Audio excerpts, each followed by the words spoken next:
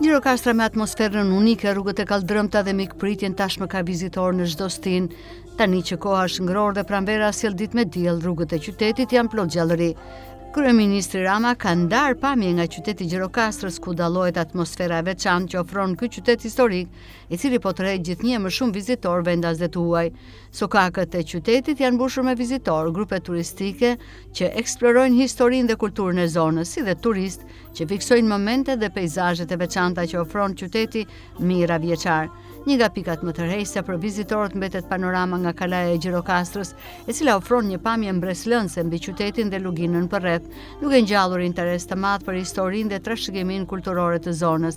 Ndër destinacionet më të frekuentuara nga turistët në Gjirokastër janë pazari karakteristik i qytetit, banesat tradicionale me arkitekturë të veçantë, si dhe muzeet të cilët vazhdojnë të mbeten ndër pikat më të rëndësishme për të vizituar nga grupet turistike vendase dhe të huaja.